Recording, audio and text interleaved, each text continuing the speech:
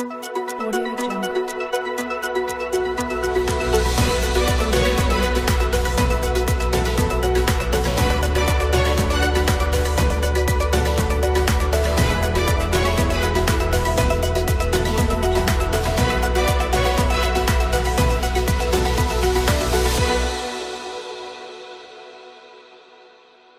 Ya, MK Indonesia pernah memberi warna progresif bagi perkembangan hukum konstitusi di Indonesia dan pernah dinilai sebagai lembaga penegak hukum yang sangat kredibel. Harvard Handbook tahun 2012 seperti ditulis oleh Tom C. menilai MK Indonesia adalah salah satu dari 10 MK paling efektif di dunia. Studi tentang perjalanan masa lalu MK yang bagus pernah ditulis juga dalam beberapa jurnal ilmiah.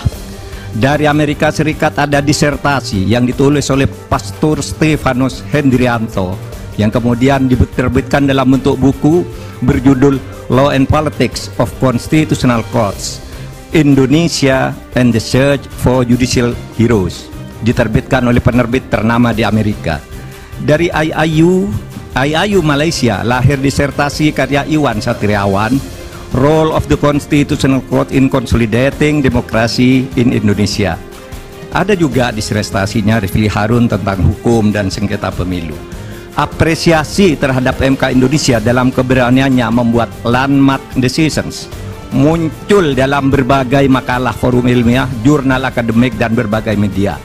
Bahkan dalam konteks penyelesaian sengketa pemilu, Begawan Hukum Sacipto Raharjo pernah menulis tulisan di harian Kompas 14 Juli 2009 dengan judul Tribute untuk Mahkamah Konstitusi, yang di dalamnya mengatakan begini: mungkin kita perlu mendirikan sebuah monumen agar orang selalu mengingat bahwa Indonesia pernah memiliki Mahkamah Konstitusi yang bekerja dengan penuh penghormatan, tidak takut terhadap intimidasi. Harian Media Indonesia 7 Juli 2009 menulis editorialnya dengan judul Hormat untuk Mahkamah Konstitusi, yang alinea pertamanya dimulai dengan kalimat untung ada Mahkamah Konstitusi. Majelis Hakim yang mulia, salah satu kunci pernah banjirnya apresiasi terhadap MK adalah keberanian MK dalam membuat landmark decisions, keputusan monumental dengan berani menembus masuk ke relung keadilan substantif sebagai sukma hukum, bukan sekedar keadilan formal prosedural semata. Dalam hal pengujian undang-undang misalnya, teori OPL atau Open Legal Policy itu lahir atau sekurang-kurangnya secara resmi digunakan pertama kali oleh Mahkamah Konstitusi. Dalam hal pelaksanaan pemilu, MK memperkenalkan pelanggaran TSM yang kemudian diadopsi di dalam tata hukum kita. Mahaguru Hukum Tata Negara Profesor Yusril Iza Mahendra saat ikut menjadi ahli pada sengketa hasil pemilu 2014 dan bersaksi di MK pada tanggal 15 Juli mengatakan bahwa penilaian atas proses pemilu yang bukan hanya pada angka harus dilakukan oleh MK. Pandangan ini bukan pandangan lama, melainkan pandangan yang selalu baru, yang justru terus berkembang sampai sekarang, menjadikan MK hanya sekedar mahkamah kalkulator. Menurut Pak Yusril adalah justru merupakan pandangan lama yang sudah diperbarui sekarang. Di berbagai negara judicial activism banyak dilakukan oleh Mahkamah Konstitusi maupun Mahkamah Agung. Beberapa negara membatalkan hasil pemilu yang dilaksanakan secara curang dan melanggar prosedur seperti Australia, Ukraina, Bolivia, Kenya, Malawi, dan Thailand, serta beberapa negara yang satu disebut ada Belarusia yang dinilai sebagai shame institution atau institusi pengadilan palsu karena selalu diintervensi oleh pemerintah.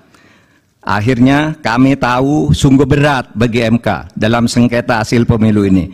Pastilah selalu ada yang datang kepada hakim yang mulia untuk mendorong agar permohonan ini ditolak. Dan pasti ada pula yang datang yang meminta agar MK mengabulkannya. Yang datang mendorong dan meminta itu tentu tidak harus orang atau institusi, melainkan bisikan hati nurani yang datang bergantian di dada para hakim, yaitu bisikan yang selalu terjadi antara ammaroh dan mutmainnah. Saya memaklumi tidak mudah bagi para hakim untuk menyelesaikan perang batin ini dengan baik.